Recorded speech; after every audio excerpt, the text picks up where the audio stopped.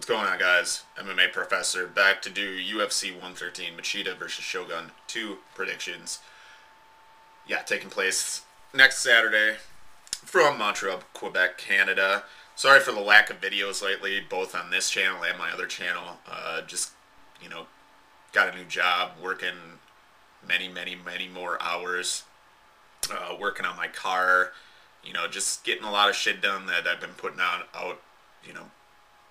off for a long time. And yeah, so eventually I'll settle into a groove and we'll start pumping out some videos. Everything will be stellar. Okay, let's get into this. Undercard picks. It's going to be a two-part video.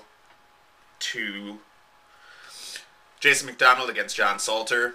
I was talking to Tim, EBW Returns, about this fight, about who could possibly replace, because David Lazo was going to take the spot, but he had some issues with the Athletic Commission, and Jason MacDonald was my first choice. He's a gamer. He's always in shape. He's a good gatekeeper, and so they were going to bring him in.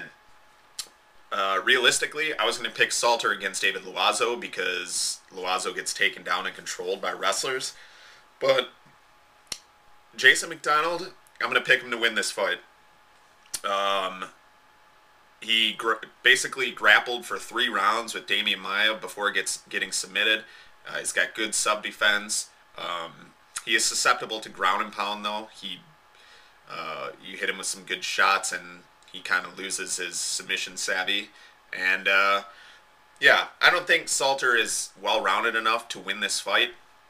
I think he's too young in his career. He could be a decent middleweight. He's just only had like 5 or 6 fights, so it's not UFC caliber, I don't think, yet. Jason MacDonald, triangle choke, first round. Mike Guymon against Yoshiyuki Yoshida. Realistically, Yoshida loses to wrestlers with big power in their right hand. Guymon is neither of those. Guymon has decent striking, and he's overall a pretty decently well-rounded guy. I just think Yoshida is going to have this, he's just got those couple elements to his game that he can dominate Guymon in, and one is going to be his judo, obviously, his takedowns, and I think he's a lot better on the ground with his submissions. And I see him catching Guymon probably late first, early second round with some kind of choke. It may go longer than that. Guymon's a pretty tough guy to submit. That early. I think the longer it goes, Yoshida's going to have the advantage. Guymon could win this fight just by outstriking Yoshida, but I don't see that happening. I see Yoshida being able to take him down and either control him for a decision or sub him.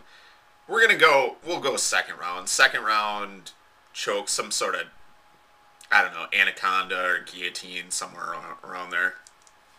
Joey Beltran against Tim Hague. Disappointed. Wanted to see Chad Corbin fight. Chad Corbin is a prospect just like, Todd Duffy is.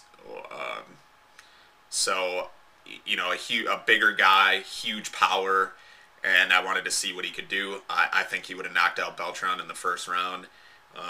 And Tim Hague, I think, is going to win this fight. He's a lot bigger than Beltran. He weighs about 265. Beltran is an overweight, pudgy 205er fighting at heavyweight.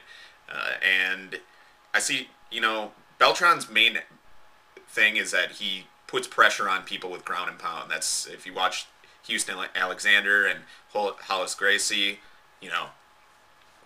put the pressure on him with ground and pound.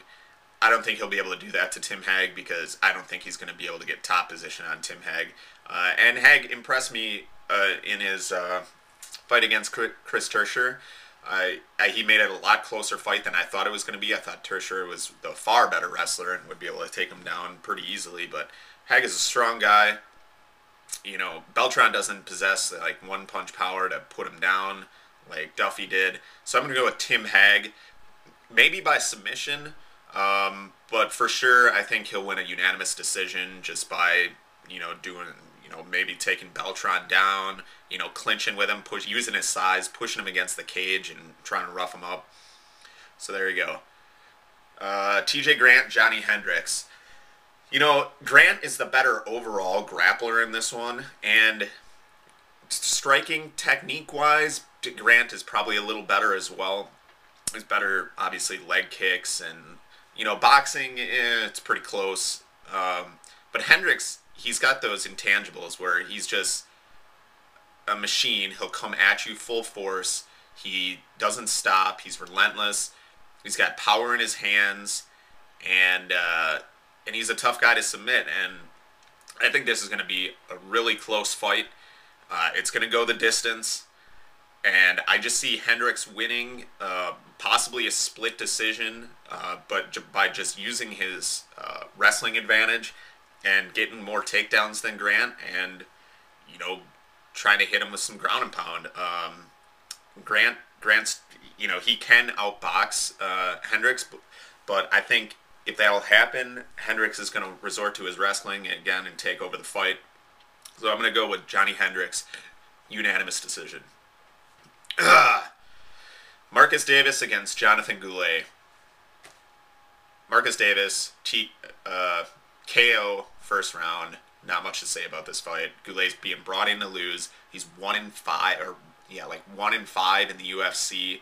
Davis has got 2 losses in a row. Hasn't looked great. I think Davis is, you know, his days in the UFC are numbered because, you know, to be honest, let's be honest, he's never going to be a title contender. He puts on decently exciting performances, and he's getting a little older. So, you know, I think he wins this one. They're throwing him a bone, and Goulet's just going to get annihilated in this one. Marcus Davis KO in the first. Within the first 2 minutes, I'll say, too. Joe Doerksen against Tom Lawlor. I was really looking forward to the Tim Critter fight. But, you know, because I thought that would be good to give Lawlor some problems with his submissions and, you know, his toughness and, you know, his boxing skills. I like Tom Lawlor a lot. Tom Lawlor is... That dude is just awesome. His nickname is the Filthy Mauler. He comes out to, like, just crazy shit that he does all the time. And on top of that, he's a really good fighter. On top of his really good wrestling that he has power in his hands, good stand-up, and good submissions when he locks something up. And I like Lawlor a lot as a fighter and just as a guy, I guess. I think Tom Lawlor is going to wreck Joe Doerksen. Doerksen has looked just crap in his last couple of fights, and, you know, Sengoku and, you know, smaller promotions, guys that he should have beaten easily. He's got a couple split decisions in there. Tom Lawlor is going to knock him out or TKO him in the first round, I think. Hit him with a big shot. You know, Lawlor was outboxing Aaron Simpson, who has good power in his hands as well. Oh, and Lawlor has a good chin, too, because Simpson hit him with some big shots, and Simpson has big power as well. But Lawler's going to tag him, drop him. If he doesn't hit him, knock him out in one punch, he's going to finish it with TKO on the ground. Pretty simple. Those are my undercard picks.